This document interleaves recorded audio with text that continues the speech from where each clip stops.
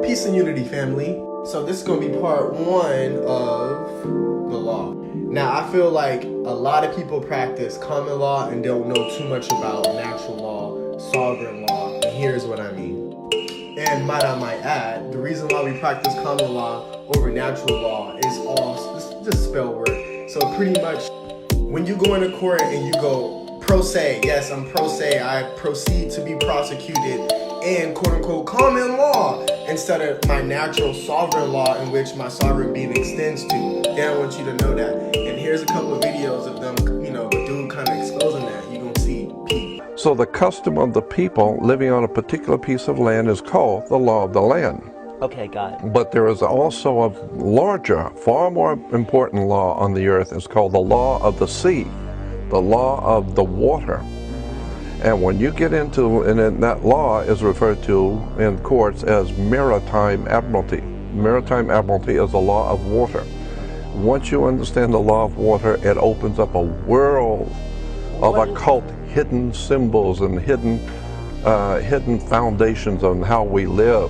What are some of those laws that we're not aware of? Oh my goodness! When you walk into a courtroom, why do you go to court? You play basketball on the court. You play tennis on a court. Right. Yeah, how do you play tennis on a court? You play with a racket. Come on. And so the judge walks out, he rules from the bench, right? Look it up in a Latin dictionary. The word bench is a bank in Latin. Oh. And so the judge is ruling for the bank. That's why he wears a black robe, because the black robe represents the planet Saturn, the god of banking and law. Oh. The black robe represents the planet Saturn, who in the ancient world was called Lord of the Rings. So that's why when you go into a court, you have a fence and a gate. The people sit out here and the judge sits inside. The gate is called a floodgate. When you go through the canal, you have a floodgate. Right. So when you're sitting out here, you're in the law of the land. The judge has no control or no jurisdiction over the people sitting out here. No jurisdiction whatsoever. Right, because they're outside the gate. That's outside the gate. Right. That's on land.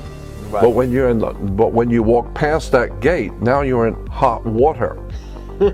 And someone's gonna have to bail you out. Bail, yeah. Okay? Bail.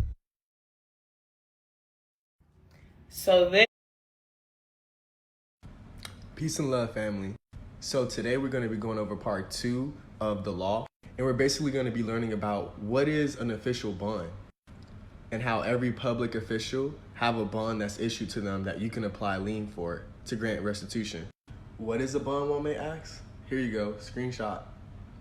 Also imperative, screenshot this and this as well. Now this is important for anybody that's ever suffered from injustice from a public figure. Here's how you can level the playing fields. Peep this next video. You're gonna see what I'm talking about.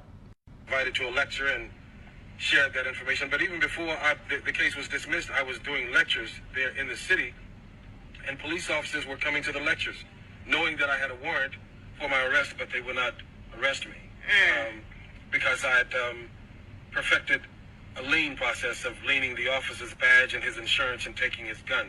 Hold up. Taking his job. Okay, so this is the uncensored version. I can cuss.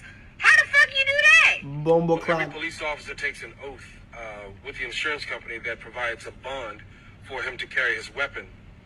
And if you should file a lien against that bond with the county, then the officer has to satisfy that lien against him within 45 days. Otherwise, he loses his insurance.